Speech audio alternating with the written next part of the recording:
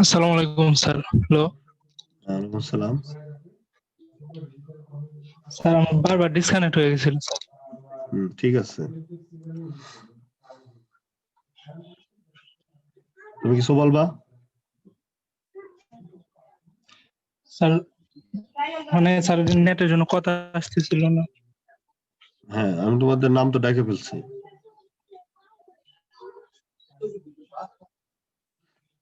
আচ্ছা, এই বাকিরা বলো, এই পর্যন্ত এগুলো পড়াইছিলাম না, general properties? Sir general properties বলছিলেন পরে আসতে, আপনি আচ্ছা, হচ্ছে আগামী এই ক্লাসে পড়িয়ে দিবেন এটা ঠিক আছে। বলেছিলেন।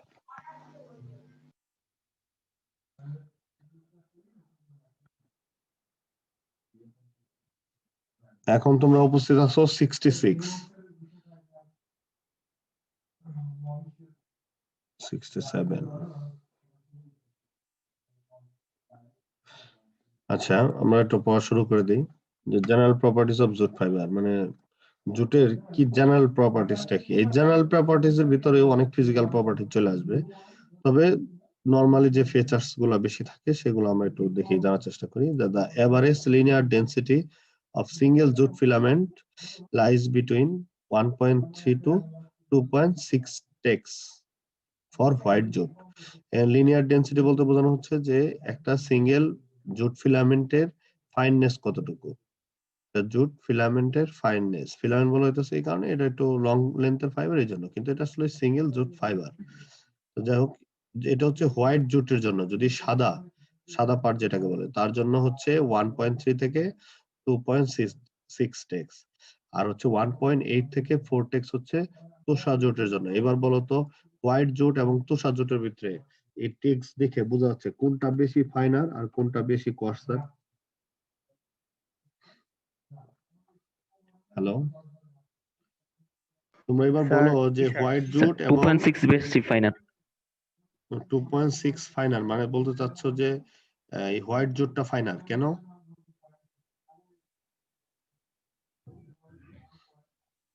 স্যার টেক্সট বেশি হলে তো এটা একটু চিকন হবে আর ফাইনাল হবে। বলো তো, টেক্স কি ডিরেক্ট সিস্টেম না ইনডিরেক্ট সিস্টেম? মানে কাউন্টিং সিস্টেম দুই ধরনের, একটা হচ্ছে ডিরেক্ট আর একটা হচ্ছে ইনডিরেক্ট। ডিরেক্ট ইনডিরেক্টের ভিতরে আরো বিভিন্ন কিছু নামকরণ করা আছে। এবার বলো হচ্ছে জোটটা কোন ধরনের মধ্যে পড়ে, কোন ক্লাসিফিকেশনের মধ্যে, ডিরেক্ট সিস্টেম না ইনডিরেক্ট সিস্টেম?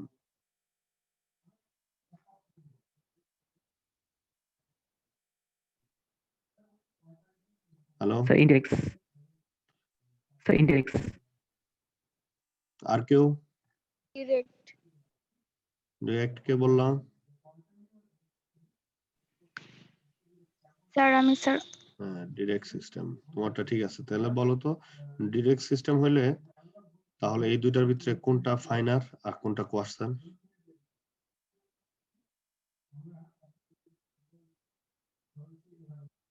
হ্যালো, বলো, ইয়া কি যেন নাম তোমার, বললা যে ডিরেক্ট সিস্টেম, বলার চেষ্টা করো। বাকি আর সবাই মুখে কি তালা দিয়ে রাখছো?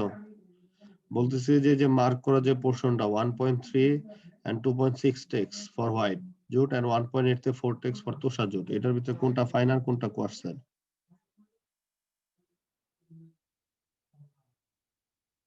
বলতে পারবা? 2.6 ফাইনাল কি স্যার? কেন ফাইনাল হবে? আমি তো তোমাদের এগুলো পড়াইছি অনেক আগে, যে ডিরেক্ট ইনডিরেক্ট সিস্টেম পড়াইছি। এই বাকিরা কথা বলে না কেন? হ্যাঁ স্যার টেক্সট স্যার ডিরেক্ট। হ্যাঁ, ডিরেক্ট। বাকিরা কি ব্যাপার, সমস্যা কি তোমাদের? এরকম করলে কিন্তু ক্লাস না বাদ দিয়ে দিব। জিজ্ঞাসা করতেছে, একটা অ্যান্সার দাও না কেন? এগুলো তোমাদের পড়াইছি না, বোর্ডে লিখে পড়াইছি টেক্স। জি স্যার। কি ব্যাপার, কথা বলো না কেন? যে এটা কোনটা, এই টেক্স এর ডিরেক্ট সিস্টেম না indirect system? Direct system. Direct হ্যাঁ, সিস্টেম।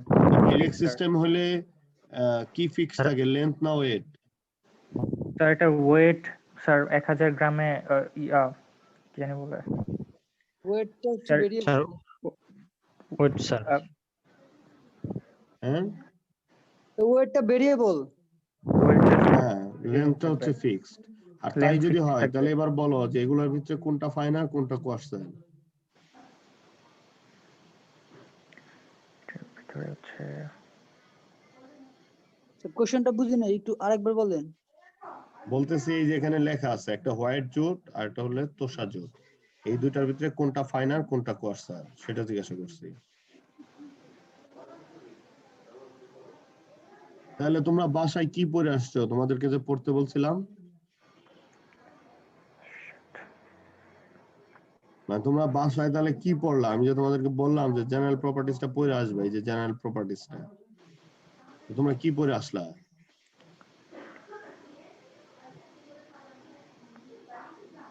যাও পড়ে নিও। আচ্ছা, jute fiber usually strong with low extensibility, it has tenacity range। এই tenacity range হচ্ছে তোমার 4.2 থেকে 6.3 গ্রাম ফোর্স পার ডেনিয়ার। তার মানে হচ্ছে tenacity 4.2 থেকে 6.3 গ্রাম ফোর্স পার ডেনিয়ার। আচ্ছা, elongation at break হচ্ছে 1 থেকে 1.8। তার presence of hemicellulose in jute fiber makes it hygroscopic, second only to wool। এটার ভিতরে হেমিসেলুলোজ আছে যেটা হচ্ছে হাইগ্রোস্কোপিক, তার মানে পানিগ্রাসী, যে কারণে এটা উলের পরবর্তী অবস্থানে আছে জুট। তারপর during processing of addition of water, tenacity of jute fiber increase at initial stage up to the relative humidity of 20%। বলা হচ্ছে যে during the processing of edition of water, যখন আমরা প্রসেসিং সময় ওয়াটার অ্যাড করব তখন এর টেনাসিটিটা কি করবে? বাড়বে একটা ইনিশিয়াল স্টেজ পর্যন্ত। কত হিউমিডিটিতে? 20% হিউমিডিটিতে। বলো। হ্যালো। স্যার এখানে কি স্যার টিনার সিটি 5-এর উপরে হবে স্যার? হ্যাঁ ওই ফিজিক্যাল হ্যাঁ, এই যে টেনাসিটিটা তখন বেড়ে যাবে। এই যে আমি যেখানে একটা টেনাসিটি বলছিলাম 4.2 থেকে 6.3 গ্রাম পার ফোর্স, এটা তোমার বেড়ে যাবে যখন তুমি ইনিশিয়ালি পানি দিয়ে এটাকে প্রসেসিং করতে যাবা। আর একটা সার্টেন লেভেল পর্যন্ত, তখন এটা 20% হিউমিডিটিতে, হিউমিডিটি মানে রিলেটিভ হিউমিডিটিতে। আচ্ছা, তারপর হচ্ছে কি long exposure of jute fibre to hot ambience reduce its strength. এটা বলা হচ্ছে যে তুমি যেখানে খুব গরম, খুব বেশি পরিমাণে লাগে গরম, এইসব জায়গায় যে জুটটাকে তুমি হট কন্ডিশনে যদি রেখে দাও তাহলে লং জুটকে, তাহলে কি করবে? তার স্ট্রেংথ কমতে থাকবে, রিডিউস ইটস স্ট্রেংথ।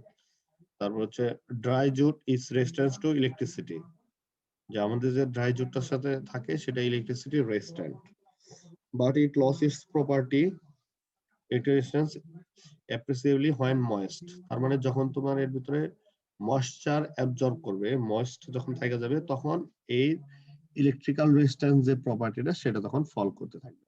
তারপর dielectric constant of jute is 2.8 kilohertz when dry, আর 2.4 kilohertz at 6.5% RH। RH মানে হচ্ছে রিলেটিভ হিউমিডিটি, মানে আপেক্ষিক আর্দ্রতা। আর 3.6 kilohertz at 100% RH, তার মানে 100% আর্দ্রতা যখন থাকবে তখন হচ্ছে 3.6 kilohertz। আচ্ছা, ওলেনাইজেশনটা কি? খুবই ইম্পর্টেন্ট কোশ্চেন। যে এটা এখানে বলা হচ্ছে যে আমরা যখন এই জুট ফাইবারটাকে কেমিক্যালি মডিফাই করব, আর আরেকটা বিষয় হচ্ছে যে জুট ফাইবারের যে কেমিক্যাল স্ট্রাকচার, তার আউটার সারফেস গুলোতে OH আছে, তোমার ফাংশনাল গ্রুপ OH বিদ্যমান আছে, যে কারণে যেহেতু OH টা আছে সেহেতু এটাকে ইজিলি কোনো কেমিক্যাল দ্বারা মডিফাই করা সম্ভব, কারণ যে কোনো কেমিক্যাল দিলেই OH এর সাথে একটা বন্ড ক্রিয়েট করবে, H টা চলে যাবে ওইখানে, কোনো একটা কম্পাউন্ড এসে বসে আর একটা পানি উৎপন্ন হয়ে বের হয়ে যাবে। যাই হোক, তো এই OH আছে বলে আমরা এটাকে কেমিক্যালি মডিফাই করতে পারবো, হাইড্রোক্সিল গ্রুপ আছে বলে। আর এটাকে যদি আমরা কেমিক্যালি মডিফাই করি তখন দেখা যাবে কি তোমার পানি অ্যাবজর্ব করবে অথবা কেমিক্যাল অ্যাবজর্ব করবে, করার পরে আমরা তোমাদেরকে একটা ক্লাসে বলছিলাম সুইলিং। সুইলিংটা হচ্ছে যে কোনো ফাইবার যখন পানি শোষণ করার পরে এটা ফুলে যায়, তো এই ফুলে যাওয়াটাকে আমরা কি বলতেছিলাম? সুইলিং বলতেছিলাম। তো ঠিক এই ক্ষেত্রেও আমরা যখন এটা কেমিক্যালি মডিফাই করব তখন ফাইবার গুলা র্যান্ডমলি সুইলিং হবে, আর এই সুইলিংটা হইলেই আমার উলের মতো একটা প্রপার্টি শো করবে, যে কারণে এই প্রসেসটাকে বলা হয় ওলেনাইজেশন। দেখো আমরা একটু পড়ি। treatment of natural fibers with alkali has been studied by a number of researchers. It has been observed that natural fiber surface being rich in hydroxyl group provides suitability to chemical modification by way of treatment. এর মধ্যে একটু আগে যেটা বললাম যে আমাদের এই jute ফাইবারের সারফেসে হাইড্রোক্সিল গ্রুপ বেশি পরিমাণে থাকে, যে কারণে এটা কেমিক্যাল মডিফিকেশনের জন্য খুবই suitable. Mohanty studied the effects of treatment on two varieties of jute fabric. এই যে মোহান্তি এক ভদ্রলোক, সে এই কেমিক্যাল ট্রিটমেন্ট করছে এবং কি এর উপর দুই ধরনের সে জুট ফ্যাব্রিক নিছে, একটা হচ্ছে হেসিয়ান ক্লথ আর একটা হচ্ছে কার্পেট বেকিং ক্লথ। তোমরা জানো কার্পেটের নিচে যে ক্লথটা থাকে সেটা কিন্তু জুটের তৈরি। সে কি কি কেমিক্যাল ইউজ করছে? With alkali and other chemical process like dewaxing and grafting. সে অ্যালকালি দ্বারা ট্রিটমেন্ট করছে, আর একটা হচ্ছে ওয়াক্সিং দ্বারা সে গ্রাফটিং করছে। গ্রাফটিংটা কি? এটা হচ্ছে তোমার কি বলবো এটাকে, তোমার সবাই কেমিক্যালটাকে ফাইবারের ভিতরে ইমপ্লান্ট করা। তোমরা দেখছো ওই যে কলম করা, দেখছো কলম? জি স্যার। জি স্যার। কলমে কি করে?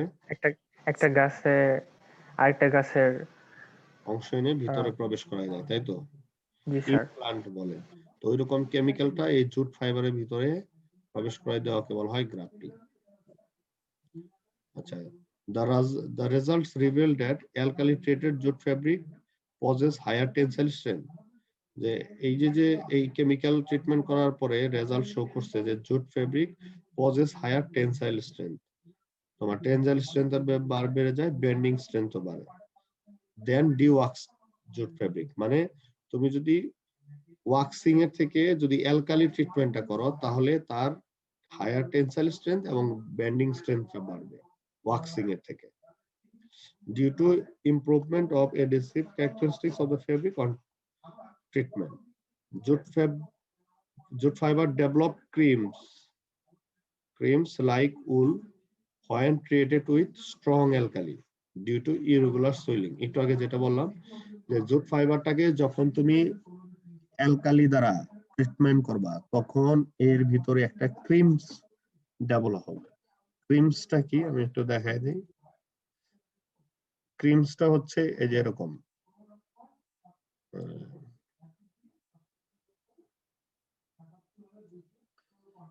দেখা যায় যে জিনিসটা ড্র করলাম।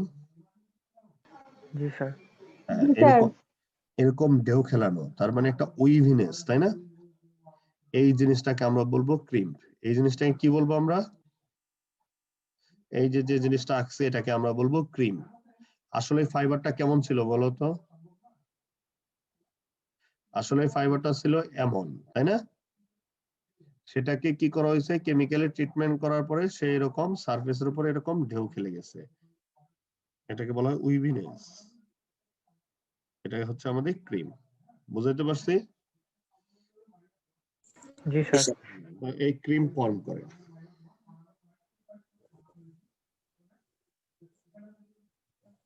যেহেতু জুট ফাইবারটা এরকম ক্রিম ফর্ম করে এবং এটা দেখতে উলের মতো হয়ে যায়, এটাকেই বলা হচ্ছে ওলেনাইজেশন। এটাকে কি বলা হয়? ওভেনাইজেশন। হ্যাঁ, দেখো জুট ফাইবার, এখানে আবারও বলতেছে জুট ফাইবার ডেভেলপ ক্রিমস। তাহলে ক্রিমসটা কি বুঝাইতে পারছি? জি sir. Jute fibre develop crimps like wool. কার মতো দেখতে? উলের মতো দেখতে। উল ফাইবারের মতো। হ্যাঁ, when treated with strong alkali, যখন স্ট্রং অ্যালকালি দ্বারা ট্রিটমেন্ট করবা তখন এই ক্রিমস ডেভেলপ করবে, যেটা কার মতো দেখতে? উলের মতো দেখতে। এটা কেন করবে? এই ক্রিমটা কেন করবে? Due to irregular swelling. Swelling মানে হচ্ছে পানি শোষণ করে নেওয়া। ধরো একটা ফোম চিনো? জি স্যার। আচ্ছা, ফোমটাকে বিভিন্ন অংশে যদি অ্যাডহেসিভ লাগাই দেয়, এটাকে যদি পানিতে ভিজাও, দেখা যাবে এক জায়গায় পানি বেশি শোষণ করবে, আরেক জায়গায় সে পানি শোষণ করতে পারবে না, কারণ এডহেসিভ লাগাই দিয়ে রাখছো, পানির ভিতরে প্রবেশ করতে পারবে না।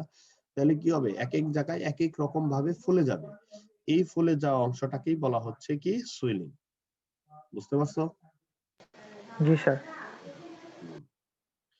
আর এই প্রসেসটাকেই কি বলা হয় বলো তো? ওভেনাইজেশন। ওলেনাইজেশন। পরীক্ষায় আসলে লিখতে পারবা? জি স্যার। আচ্ছা দেখো, ফিজিক্যাল প্রপার্টিজ দেখো। Ultimate length L is equal to কত মিলিমিটার? 0.8 থেকে 6 মিলিমিটার। আলটিমেট সেল, আমাদের যে আলটিমেট সেলটা আছে তার সেটা হচ্ছে কত? ব্রেথ মানে হচ্ছে তার ডায়ামিটারটা কত আসতেছে? 10 থেকে 25 মাইক্রোমিটার। ফাইননেস এখানে ডেনিয়ারে প্রকাশ করা হয়েছে 15 থেকে 35 ডেনিয়ার।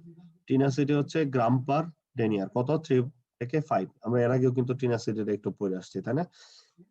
এই যে এখানে গ্রাম পার ডেনিয়ার আমরা পড়ে আসছি, আর এখানেও সেই গ্রাম পার ডেনিয়ারটা দেওয়া আছে একটা রেঞ্জ আকারে 3 থেকে 5। কোএফিসিয়েন্ট অফ স্ট্যাটিক ফ্রিকশন 0.45 থেকে 0.54। ইলংগেশন এট ব্রেক 1 থেকে 1.8। খুবই ইম্পর্টেন্ট ইলংগেশন এট ব্রেক, অনেক সময় এগুলো পরীক্ষায় সবসময় আসে। তারপর হচ্ছে ডেনসিটি 1.46। ডিগ্রি অফ ক্রিস্টালিনি 55 থেকে 60%। ময়েশ্চার রিগেইন এট 65%। আরএইচ ময়েশ্চার রিগেইন তোমার 65%, রিলেটিভ হিউমিডিটিতে 12.5। খুবই ইম্পর্টেন্ট, পরীক্ষায় যে কোনো ভাইবা জিজ্ঞাসা করতে পারে যে জুটের ময়েশ্চার রিগেইন কত, তুমি বলো হচ্ছে 12.5 এট 65% আরএইচ। আরএইচ মানে কি বলতো? আরএইচ মানে কি? Relative humidity. Moisture regain at 100% RH, যদি 100% আর্দ্রতা থাকে তাহলে হচ্ছে 36। Diameter swelling percentage as 100% RH এ কত থাকে? 20 থেকে 22% সুইলিং হবে ডায়ামিটারে। তার মানে ডায়ামিটার যদি 1 হয় 100% আরএইচ এর ভিতরে যদি রাখা দাও তার ডায়ামিটার 22 থেকে 23 গুণ বেড়ে যাবে। বুঝতে পারছো? জি স্যার। একক যদি থাকে, তুমি যদি ধরে নাও এক একক, সেটা মিলিমিটার সেন্টিমিটার, এই ধরনের 1 একক, সেটা যদি 100% আরএইচ এ রেখে দাও সেটা 1 এর থেকে কত হয়ে যাবে? 20 থেকে 22 গুণ বেড়ে যাবে। যাই হোক, এখন হচ্ছে কেমিক্যাল প্রপার্টিস। একটু আগে পড়লাম ফিজিক্যাল প্রপার্টিস। ফিজিক্যাল প্রপার্টিস এর অনেকগুলাই উপরে চলে আসছে জেনারেল প্রপার্টিস এর ভিতরে। এখন দেখো কেমিক্যাল প্রপার্টিস কি? Effect of bleaching. ব্লিচিং এর কি effect? Not affected by oxidizing and reducing agent. এই ব্লিচিং এ আমাদের দুই ধরনের এজেন্ট হয়, অক্সিডাইজিং এজেন্ট, রিডিউসিং এজেন্ট। এটা তুমি কেমিক্যাল এই ব্লিচিং এজেন্ট দ্বারা সে কি হবে না? এফেক্টেড হবে না, আক্রান্ত হবে না, সে কোনো বিনষ্ট হবে না, তার স্ট্রেংথ বা কোনো কিছু যে অবস্থা আছে ওই অবস্থায় থাকবে। তারপরে effect of acid and alkalis. দেখো, easily damaged by hot dilute or cold concentrated acid. এটা ইজিলি ড্যামেজ হবে হট ডাইলুট। ডাইলুট মানে কি? পাতলা কিন্তু গরম হইতে হবে। অ্যাসিডটা যদি পাতলা এবং হট হয় তাহলে সে ড্যামেজ হবে, অথবা যদি অ্যাসিডটা যদি কোল্ড হয় তাহলে সেই ক্ষেত্রে কনসেন্ট্রেশনটা বেশি লাগবে, ঘনমাত্রা বেশি লাগবে, এই ক্ষেত্রে কি হয়ে যাবে? ড্যামেজ হয়ে যাবে। Cold weak acids do not affect it. Cold যদি উইক অ্যাসিড হয় তাহলে সেটা কি করতে পারবে না? আমাদের জুট ফাইবারটাকে এফেক্ট করতে পারবে না। তারপর রেজিস্ট্যান্ট টু অ্যালকালিস, এটা অ্যালকালি রেজিস্ট্যান্ট। তারপর দেখো effect of solvent, resistance to organic solvent, এটা আমার অর্গানিক সলভেন্টের রেজিস্ট্যান্ট মানে টিকে থাকতে পারে। ইফেক্ট অফ সানলাইট, তোমরা জানো আমি এর আগে বলছিলাম জুট ফাইবারটা যদি রৌদ্রের ভিতরে রেখে দাও, মানে লাইটের মধ্যে এক্সপোজ করো, তাহলে কি হয় বলো তো? এই বলো কি হয় রৌদ্রে রেখে দিলে?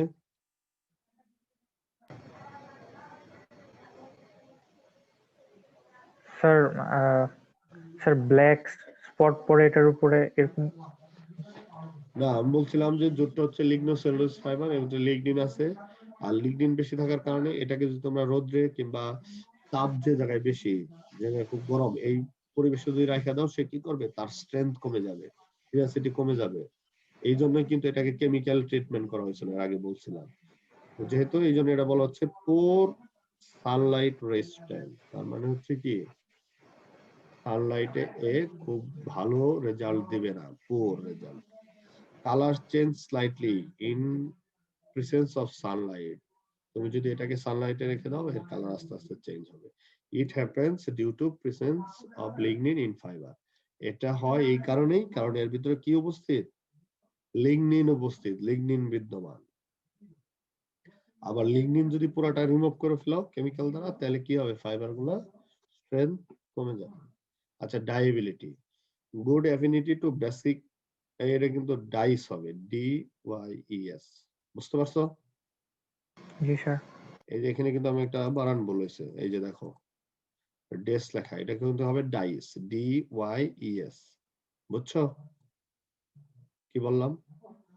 জি স্যার, এখানে ডিওয়াইএস হবে ডেইস এর জায়গায়। হ্যাঁ, এই যে যেটা মার্ক করে দিলাম, এটা বানান ভুল আছে, এটা DYES হবে। এই সবাই শুনছো? জি স্যার। জি স্যার। কি হবে বলো তো এখানে? Sir dyes. এই যে আমি আবার লিখে দিচ্ছি সাইটে, DYES, দেখছো? জি স্যার। এই যে মার্ক করে দিছি নিচে, দেখছো?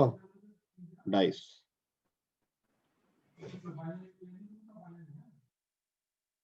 তারপর দেখো, but light fastness and wash fastness are poor. Light fastness property এবং ওয়াশ ফাস্টনেস প্রপার্টিটা খুবই পুয়ার। লাইট ফাস্টনেসটা কি, যে আমরা যখন কালার করব, কালার করার পরে এটা আমরা সূর্যের আলোকে যদি রেখে দেই, তাহলে কি হয়ে যাবে, তার উজ্জ্বলতা কিংবা কালারটা ফেড হয়ে যাবে, নষ্ট হয়ে যাবে। এই জন্য এটা লাইট ফাস্টনেস বলতেছে। আর ওয়াশ ফাস্টনেস হচ্ছে ওয়াশ করার পরে যদি আমরা কালার করি, কালার করার পর যেটা আমরা ওয়াশ করতে থাকি, তাহলে দেখবো আস্তে আস্তে এর কালারটা চেঞ্জ হতে থাকবে। আচ্ছা, ফেড, কালার চেঞ্জ আর কালার ফেড, বুঝো দুটো কি জিনিস? স্যার আমি তো সেম, মানে এটা সেম ভাবছিলাম, ফেড, না, কালার চেঞ্জ। চেঞ্জ মানে স্যার অন্য কিছু হয়ে যায়, আর ফেড মানে স্যার যেটা থাকে ওটাই কমে যায়, এরকম কিছু। একটা হচ্ছে সূর্যের আলোয় আমরা যেটাকে বলি নরমাল ভাষায় জ্বলে গেছে, তাই না? জি স্যার। সেটা হচ্ছে ফেড। আর চেঞ্জ যেটা, সেটা ধরো ওয়াশ করার পরে আস্তে আস্তে কালার গুলা চলে যায়, ওটা শেডের পরিবর্তন আসছে, ডিপ শেড থেকে লাইট শেড হয়েছে, কালার হালকা চেঞ্জ আসছে।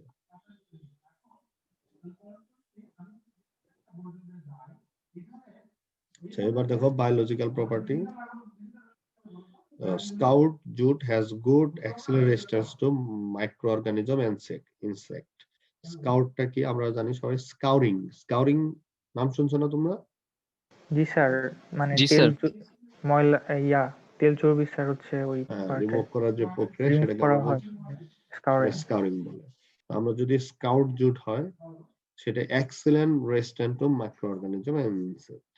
তারপর দেখো conductivity, moderate conductors of heat and electricity. তার মানে কন্ডাক্টিভিটিটা হচ্ছে মডারেট, খুব বেশি ভালো না আবার খুব খারাপও না। দেখো অ্যাপ্লিকেশন, জুটের অ্যাপ্লিকেশন, জুট কোথায় কোথায় ব্যবহৃত হয়। Jute fibre is used for various types of jute goods. আমরা এই জুট ফাইবারটা জুটের বিভিন্ন প্রোডাক্ট তৈরিতে ব্যবহার করে থাকি। The finer quality of jute are made into curtains and furnishing fabrics. Jute can be mixed with wool for fine yarn and fabric production. তাহলে আমরা কি করলাম, যে ফাইনার কোয়ালিটির জুট যেটা আছে, সেটা আমরা কার্টেইনস এবং ফার্নিশিং ফেব্রিকে আমরা ব্যবহার করে থাকবো। আর জুটটাকে আমরা কিসের সাথে মিক্সড করতে পারবো, উলের সাথে, for finer yarn and fabric production. তারপর দেখো কিছু পরিচিত ব্যবহার, দেখো ফ্যামিলিয়ার ইউজেস, আমরা দেখো কোথায় কোথায় বেশি ব্যবহার করে থাকি, দেখো চোখের সামনে আসে। প্যাকেজিং, আমরা প্যাকেজিং এ জুট ব্যবহার করে থাকি না? হ্যালো, জি স্যার। জি স্যার। এখানে বলা হচ্ছে Packaging. Bag, sacks, wrapping material, cotton packs and wool packs. এই যে র্যাপিং ম্যাটেরিয়াল, আমরা যখন ওই যে একটু খেয়াল করে দেখো, কটনটাকে আমরা যখন ট্রান্সপোর্টেশন করি, তোমরা দেখছো না পলিথিনে মোড়ায় রাখে, দেখছো? জি স্যার। তো এই কটন দিয়ে যে র্যাপিং, কটন ফাইবারটাকে যে আমরা পলিথিনে মোড়ায় রাখতাম, কিন্তু এটা আসলে আমরা র্যাপিং করবো কি দ্বারা, জুট দ্বারা। র্যাপিং এর কাজে ব্যবহার করা হয়। আর হচ্ছে উল প্যাকিং এর কাজেও আমরা এই জুটের ব্যবহার করে থাকি।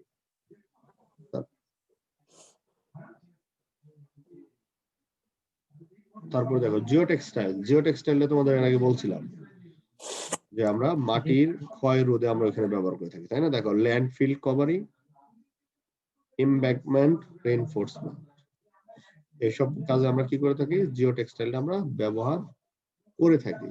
তারপর ব্রেডস এন্ড উইভিং, কি খবর? না বলো কি বিষয়?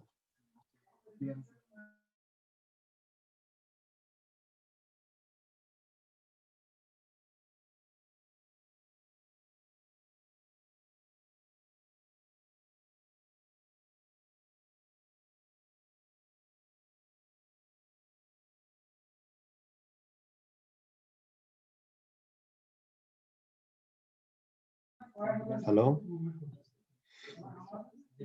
হ্যালো জি স্যার। জি জি স্যার। স্যার। আচ্ছা, তাহলে আমরা জিও টেক্সটাইলটা কিন্তু এর আগে আমরা পড়ছিলাম, তাই না? জি স্যার, এর আগে বিস্তারিত পড়ছিলাম স্যার। হুম। তারপর হচ্ছে আমরা এই যে ল্যান্ডফিলে এটা ব্যবহার করি, বাঁধ নির্মাণে ব্যবহার করতে পারি, তাই না?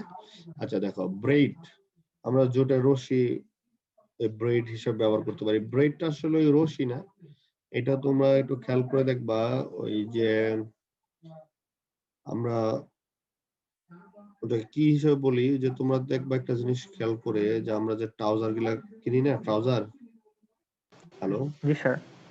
ট্রাউজারের ভিতরে একটা ঢোকানো থাকে না, এই স্যার বাঁধার রবার। জন্য, না রাবার না, ভিতরে একটা রশি ঢোকানো থাকে না গিট দেওয়ার জি জন্য, স্যার। জি স্যার, এটা জি স্যার। ফিতা, ড্রস্টিক। ড্রস্টিং। তো এই ব্রেড এগুলো ওই টাইপের। তারপরে আমরা যে জুতার ফিতা, লুকস লাইক ওইরকম, ঠিক আছে? জি স্যার। তারপর দেখো কেবল ফিলার, আমরা কেবলের ফিলার হিসাবে মাঝে মাঝে জুটটাকে ব্যবহার করে থাকি, রোপ তৈরিতে ব্যবহার করে থাকি। ফার্নিচারে কিন্তু আমরা এখন জুট দিয়ে, ধরো ফার্নিচারে বিভিন্ন, ধরো ওই যে আমরা যে গদি সোফা গুলো দেখি, এর ভিতরে কিন্তু জুটের বিভিন্ন পোর্শন দেওয়া থাকে। তারপরে ক্যামবেডস, ফিল্টার ক্লথে ব্যবহার করে থাকি, হ্যান্ডব্যাগ, কভারিং ফ্যাব্রিক্সটাকে কভারিং করার জন্য আমরা এই জুটের ব্যবহারটা করে থাকি, তাই না? জি স্যার। তারপর দেখো ওই জিও টেক্সটাইলটা আবার আসছে, বুঝছো? আমি জিও টেক্সটাইলটা আবার দিয়েছি কারণ জিও টেক্সটাইল নিয়ে আবারও কোশ্চেন আসছিল তোমাদের। তো এইখানে ওই আগের যে কথাগুলো উপরে আর নিচে সবগুলাই সেম, যে the long bast fibers like in jute can be formed into flexible fiber mats which can be made by physical entanglement, non-woven needling or thermoplastic fiber melt matrix technology. আমরা এই ফাইবারটাকে, এই লং ফাইবারটাকে আমরা flexible ম্যাটে রূপান্তরিত করতে পারি কি কি উপায়ে? ফিজিক্যাল ইন্টেঙ্গেলমেন্টের মাধ্যমে, নন ওভেন নিডলিং এর মাধ্যমে, থার্মোপ্লাস্টিক ফাইবার মেল্ট ম্যাট্রিক টেকনোলজির মাধ্যমে আমরা কি করতে পারি? ফ্লেক্সিবল ফাইবার ম্যাট তৈরি করতে পারি। The two most common types are carded and needle punch mat. দুই ধরনের বেশি ম্যাট পাওয়া যায়, একটা হচ্ছে কার্ডেড আর একটা হচ্ছে needle punched. In carding, the fibers are combed, mixed and physically entangled in a felt mat. আমরা কার্ডিং থেকে যে ফাইবার গুলো পাই সেটা কি করে থাকবে? মিক্সড এবং ফিজিক্যালি এন্টেঙ্গেলমেন্ট অবস্থায় আসবে। তো এগুলোর বেশি দরকার নাই। তো ওই যে শুরুতে তোমরা আসলে মেইনলি জিও টেক্সটাইলটা কি কাজে ব্যবহার করা হয় দেখো, যে geotextiles derive their name from geo and textile. এই জিও টেক্সটাইলটার নামটা আসছে মেইনলি জিও এবং টেক্সটাইল, এই দুইটা একত্রিত করে হলো geo textile. Therefore mean fabrics in associate with earth. এটার মিনিং হচ্ছে fabrics in associate with earth, মানে এক ধরনের কাপড় যেটা কিসের সাথে অ্যাসোসিয়েট করা, কিসের সাথে জড়িত? মাটির সাথে।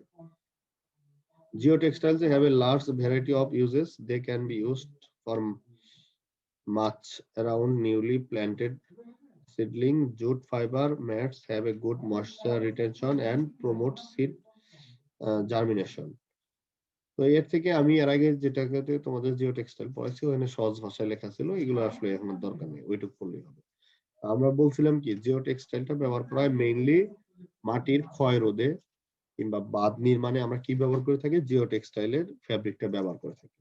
তারপরে যেসব জায়গায় ময়েশ্চার খুবই কম, ময়েশ্চার নাই কিংবা মাটিতে পানি ধারণ ক্ষমতা কম, বেলে মাটি, ওইসব জায়গাতে তোমার গাছ রোপণ করতে গেলে আমরা যদি মাটির নিচে একটা এই জুটের তৈরি একটা ব্যাগ কিংবা জুটের তৈরি একটা ফ্যাব্রিক দিতে পারি, তারপরে যদি লেয়ারের পর লেয়ার আমরা মাটি দিয়ে যাই, তাহলে কি হবে? জুটের যেহেতু পানি ধারণ ক্ষমতা বেশি, ওখানে পানি দিয়ে রাখলে ওই জুটের ব্যাগটা পানি শোষণ করে ওখানে পানি ধরে রাখবে। এতে করে কি হবে? যে বেলে মাটির যে শুষ্ক ভাবটা, সেই শুষ্ক ভাবটা থাকবে না। তখন যদি তুমি বীজ রোপণ করো, তো বীজটা সহজেই সে পানি শুষে নিতে পারবে, ছোট চারা গাছটা সহজেই পানি শোষণ করে নিতে পারবে। এবং কি কিছুদিন পরে এই জুটটা কি হয়ে যাবে? বায়োডিগ্রেড করে যাবে, সে পচে যাবে, এবং পচে গেলে সে নিজেও একটা সারে রূপান্তরিত হবে। আর যদি পলিথিন দিতা তাহলে কি হতো? সে আর ডিকম্পোজ করতো না এবং কি জৈব সারে রূপান্তরিত হতে পারতো না। এটা কিন্তু আমরা ওই দিন পড়াইছি, তোমরা ওইখান থেকে দিও, এখানে আর জিও টেক্সটাইল দরকার নেই। আর এখানে এইগুলারই কিছু এই ফিল্টার্স একটু বলা আছে, এগুলো তেমন ইম্পর্টেন্ট না। তোমরা মেইনলি এই যে ফিমিলার ইউজেস এগুলো যদি আসে ইউজেস অফ জুট ফাইবার তখন এগুলা দিবা। আর একটু তোমরা নিজেদের পড়ার জন্য এগুলো দেওয়া আছে, তোমরা এগুলো একটু পড়ে নিও। যে স্ট্রাকচারাল কম্পোজিট, আমরা স্ট্রাকচারাল কম্পোজিটে কিন্তু জুট ফাইবার ব্যবহার করে থাকি। আবার নন স্ট্রাকচারাল কম্পোজিট আছে, দেখো a structural composite is defined as one that is required to carry a load in use. Structural composite ওইগুলাই যেগুলো কি করবে, লোড বহন করবে। In the housing industry, for example, structural composite are used in load-bearing walls, roof system, subflooring, steering, farming components and furniture. তোমরা দেখো, খেয়াল করে দেখো যে আমরা এখন এই যে জুটের বিভিন্ন কম্পোজিট তৈরি করতেছি, যে জুটের কম্পোজিটটা কি করা হয়, লোড বেয়ারিং ওয়াল তৈরিতে ব্যবহার করা হয়, অথবা রূপ তৈরিতে, ছাদ তৈরিতে ব্যবহার করা হয়, সাব ফ্লোরিং, ফ্লোরও যদি তুমি তৈরি করতে চাও, একটা ফ্লোরের উপর আরেকটা ফ্লোর যেটা সাব ফ্লোর বলে থাকি, সেটা তৈরিতে ব্যবহার করতে পারবা, সিঁড়ি তৈরি করতে পারবা। তো এটা হচ্ছে হ্যালো, এটা হচ্ছে আমার স্ট্রাকচারাল কম্পোজিট। আর নন স্ট্রাকচারাল কম্পোজিট কোনগুলা, আমরা কনস্ট্রাকশনের কাজেও কিন্তু আমরা এই যে জুটের তৈরি বিভিন্ন জিনিস ব্যবহার করে থাকি, যেটা আসলে লোড বেয়ার করবে না, কিন্তু কনস্ট্রাকশনের আশপাশে ব্যবহার করতেছি। যেমন ধরো আমরা কিন্তু কিছু কিছু ক্ষেত্রে একটু খেয়াল করে দেখো, যখন কনস্ট্রাকশন কাজ চলে আশপাশে কিন্তু ইটা বালি যেন না পড়ে, চার সাইড দিয়ে কি করা হয়, জুটের একটা ফেব্রিক দিয়ে মুড়ায় রাখা হয় না? জি স্যার। এইটা কিন্তু একটা নন স্ট্রাকচারাল কম্পোজিট, তাই না? এটা কিন্তু ওই স্ট্রাকচারাল কাজে ইউজ হচ্ছে না। দেখো, as the name implies that non-structural composites are not intended to carry a load in use. This can be made from a variety of materials such as thermoplastic, textiles, and wood plastics are also used such as doors, windows, furniture, gaskets, ceiling. ওটা আমি তোমাদেরকে যে উদাহরণ দিলাম ওটা হলো একটা simple একটা উদাহরণ। এছাড়াও ধরো যে এগুলোর কাজে আমরা ইন্টেরিয়র পার্টস হিসাবে আমরা নন স্ট্রাকচারাল পার্টে জুট ব্যবহার করতেছি। বিভিন্ন ফ্যাব্রিক তৈরির কাজে ব্যবহার করা হয়, এগুলো পরীক্ষায় ঠিক এগুলো আসবে না, তবে শুরুতে যেটা বললাম ওগুলো আসবে। এগুলো খুব একটা বেশি আসবে না, পর্ব হচ্ছে মেইনলি এইটুকু, এই যে এখান থেকে যে 10টা দেওয়া আছে, এই 10টা যদি ইউজেস আসে। আর জিও টেক্সটাইল স্পেশালি যদি আসে সেটা ওই যে উপর থেকে অ্যান্সার করে দেবো, উপরে যেটা পড়াইছি। আচ্ছা দেখো, identification of jute fibre. Jute fibre কিভাবে আইডেন্টিফাই করবা? Hello sir. জি স্যার। স্যার ফিজিক্যাল প্রপার্টিসে হচ্ছে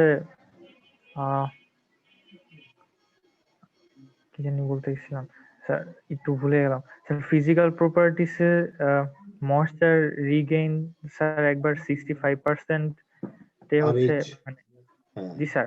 RH রিলেটিভ হিউমিডিটিটা স্যার একবার 65% এ ইয়া করা হয়েছে, আর আরেকবার 100, জি স্যার 12.5, আরেকবার 100% এ 36 স্যার। এরকম 65 আর 100% এ কেন স্যার?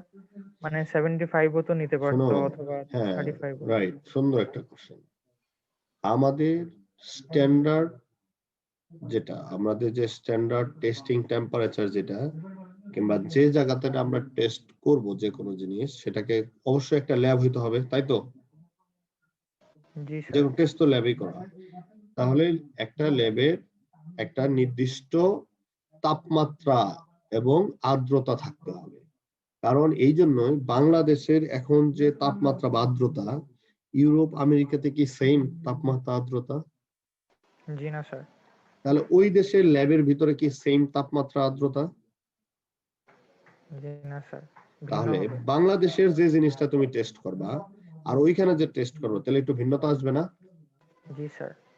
এই জন্য কি হয়েছে, ওয়ার্ল্ডে তোমার আইএসও বলো, বিভিন্ন যে অর্গানাইজেশন গুলো আছে, তারা কি করছে, একটা নির্দিষ্ট একটা তাপমাত্রা এবং হিউমিডিটিকে স্ট্যান্ডার্ড ফলো করছে। কিভাবে? তারা বলছে যে যদি তুমি টেস্ট করতে যাও তাহলে তোমার 20 ± 2 degree Celsius according to ISO. যে আইএসও নীতি অনুসারে তোমার 20 ডিগ্রির সাথে ± 2 হচ্ছে তাপমাত্রা, আর 65 ± 2 হচ্ছে হিউমিডিটি।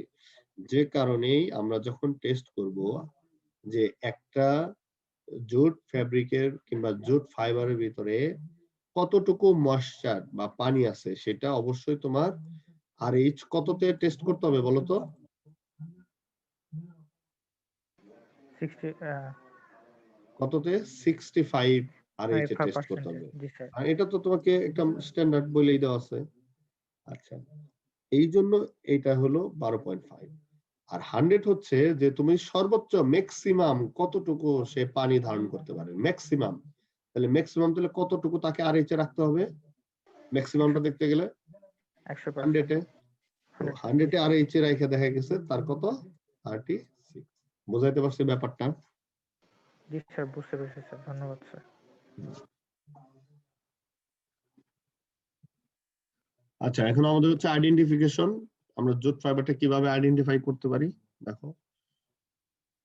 আইডেন্টিফিকেশন দুই ভাবে করা যায়। একটা হচ্ছে ফিল্ড টেস্ট, যে তুমি একটা জিনিসের হাতে নিবা কিংবা ঘ্রাণ শুকবা কিংবা দেখবা, এই একটা টেস্ট আছে। আর এটা হচ্ছে এখানে আসলে মূলত টেস্ট হলো দুইটা, মানে তুমি কয়েকটা ধাপে দেখতে পারো। একটা হচ্ছে ফিল্ড টেস্টের মাধ্যমে, একটা হচ্ছে বার্ন টেস্টের মাধ্যমে, তার মানে হচ্ছে পুরে। আরেকটা হচ্ছে মাইক্রোস্কোপিক আইডেন্টিফিকেশনের মাধ্যমে, তুমি মাইক্রোস্কোপ দ্বারা দেখা। আরেকটা হচ্ছে যেটা হচ্ছে একদমই 100 তুমি জানবা কেমিক্যাল টেস্টের মাধ্যমে, সেটা হচ্ছে সলিউবিলিটি। কেমিক্যাল টেস্টটা হলো তোমার একদম, তোমরা ওই যে করছো না ইন্টারমিডিয়েটে, এই যে কেমিস্ট্রি ল্যাব করছো না, কনফার্মেশন টেস্ট দেখছো কি? এগুলা মনে আছে? জি স্যার। একটা অর্গানিক কম্পাউন্ড নিছো, প্রথমে এটার সাথে টেস্ট করছো, দেখছো যে না এটা না, তাহলে ওইটার সাথে টেস্ট করছো, তাহলে ওইটা। বুঝাইতে পারছি? এরকম করে করছো না?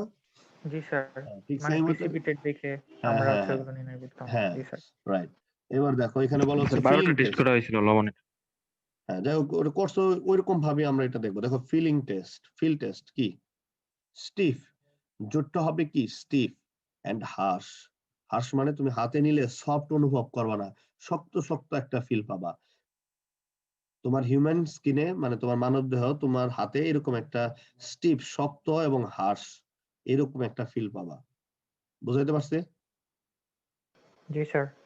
আচ্ছা, তুমি কি মনে করো কটন ফাইবার, এক মুষ্টি কটন ফাইবার হাতে নিবা আর আরেক হাতে এক মুষ্টি জুট ফাইবার হাতে নিবা, দুইটার ফিল কি সেম পাবা? জি না স্যার, সেম পাবো না। তো এই জন্য বলা হচ্ছে যে তুমি যদি জুট ফাইবারটাকে নাও তাহলে সেটা পাবা স্টিফ এবং কি হার্শ। তো human skin feels bad against skin, এবং স্কিনের সাপেক্ষে সে একটা মানে ব্যাড ফিল অনুভব করবে, মানে তুমি কমফোর্টেবল ফিল করবা না যদি জুটটাকে এইভাবে নাও। আচ্ছা, বার্নিং টেস্টটা কি? তো শোনো, ফিজিক্যাল এই যে যেটা বললাম যে তুমি হার্শ অনুভব করলা, একটু স্টিফ অনুভব করলা, এতেই কি তুমি বলে দিতে পারো এটা জুট ফাইবার? জি না স্যার, এভাবে মানে বলা যায় না। বলা যায় না। তাহলে আরো ভালোভাবে জানতে হলে তোমাকে দেখো পরবর্তী টেস্টের নাম হচ্ছে বার্নিং টেস্ট। দেখো নো মেল্ট, তুমি যদি বার্ন করো জুট ফাইবার কি গলে যাবে তোমার ধারণা? জুটে কখনো আগুন লাগাইছো? স্যার ডিরেক্ট পুড়ে যাবে। পুড়ে যায়, ও তার গলার কোনো মানে একটা জি স্যার। প্লাস্টিকে যদি তুমি আগুন লাগাও, প্লাস্টিক কি হবে আস্তে আস্তে গলে একটা পিণ্ডের মতো সৃষ্টি হবে, ছোট একটা গুটির মতো সৃষ্টি হবে। জুট কি তাই হয়? জি না স্যার, জুট ডিরেক্ট পুড়ে হ্যাঁ, যায়। ওটাই বলা হচ্ছে। দেখো বার্ন ইজিলি, এটা ইজিলি কি হবে? জ্বলবে। স্মেল লাইক পেপার বার্নিং, এটার যে স্মেলটা পাবা সেটা কার মতো হবে? কাগজের পুড়লে যেরকম সেরকম। আচ্ছা, এর আগে যেদিন কটন পড়াইছিলাম, কটনও পুড়লে কার মতো শোনা যায়, মানে কার মতো স্মেল বের হয়? হ্যালো, কটন আইডেন্টিফিকেশন পড়াইছিলাম, ওই দিনও তোমাদেরকে বলছিলাম যে কটনটাকে যদি আগুনে পুড়ো স্যার তাহলে তুমি কাগজ। কাগজ পুরার মতো গন্ধ পাবা। জি আচ্ছা, স্যার, কাগজ। কটনও আগুন ধরে, আগুনে জ্বলে, জুটও আগুনে জ্বলে, ওটার স্মেলও পেপারের মতো, মানে কটনের স্মেল পেপারের মতো, জুটেরও পেপারের মতো। তাহলে কি তুমি বলতে পারো যে দুইটাই জুট অথবা দুইটাই কটন? না। তাহলে তোমাকে কি করতে হবে? আরো টেস্ট করতে হবে, তাই না? জি স্যার। আচ্ছা দেখো, মাইক্রোস্কোপিক আইডেন্টিফিকেশন কি করবা? এটা দেখবা পলিগোনাল শেপে। তুমি যদি ক্রস সেকশনটা দেখো, জুটের ক্রস সেকশনটা দেখলে পলিগোনাল মানে বহুভুজ, এবং কি মেনি আলটিমেট সেল, তাই না? অনেকগুলো আলটিমেট সেল থাকে না? কয়টা আলটিমেট সেল থাকে বলো? 15টা এই ইয়া Maximum 5 থেকে 15টা, তাই না? 5 থেকে 15টা জি স্যার। দেখছো তাহলে কি এইখানে কিন্তু তুমি একটা ডিফারেন্স পাই গেলা, যে তুমি দুইটা ফাইবারকে পুরাইলে দুইটাই পেপারের মতো বার্নিং আসলো।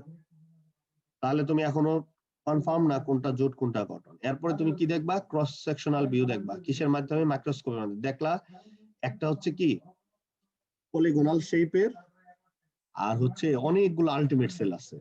আর আরেকটা ফাইবার দেখলা যেটা হচ্ছে তোমার সিঙ্গেলি ফাইবার ওভাল শেপের, যার ভিতরে একটা ফাইবার আছে, অনেকগুলো আলটিমেট সেল নাই। তাহলে কিন্তু তুমি এখানে ডিফারেন্ট করতে পারো যে তুমি পড়ছিলা জুটে ক্রস সেকশন হচ্ছে পলিগোনাল, এমনকি আলটিমেট সেল থাকবে অনেকগুলো। তাহলে এখানে কিন্তু তুমি একটু বলতে পারো এটা জুট, ওইটা অন্য ফাইবার। যাই হোক, এখন হলো কনফার্মেশন টেস্ট। কি কনফার্মেশন টেস্ট? জুটটাকে যদি 80% সালফিউরিক অ্যাসিডে ওয়ার্ম কন্ডিশনে দাও, সে কি হয়ে যাবে? ডিজলভ হয়ে যাবে। সলিউবল জি স্যার, ডিজলভ হয়ে যাবে। তাহলে এটা দ্বারা তুমি কি বুঝতে পারবা যে এটা হচ্ছে আমার আসলেই কি ফাইবার? জুট। স্যার ওয়ার্ম কন্ডিশনটা স্যার বুঝলাম না স্যার, এটা কি জুটটা কি স্যার ওয়ার্ম কন্ডিশনে না, পুরা ওই সালফিউরিক অ্যাসিডটা একটা গরম পোরশনে থাকবে, নিচে হিট দেওয়া পোরশনে থাকবে 80%। আর নরমালটা কি ছিল? যে নরমালি আমরা কটন যদি সালফিউরিক অ্যাসিডে দেই নরমাল কন্ডিশনে, সে কি হয়ে যাবে? ডিজলভ হয়ে যাবে। আর জুটটা ডিজলভ হইতে সময় লাগবে একটু, কারণ সেটা ওয়ার্মই হইতে হবে, তাই না?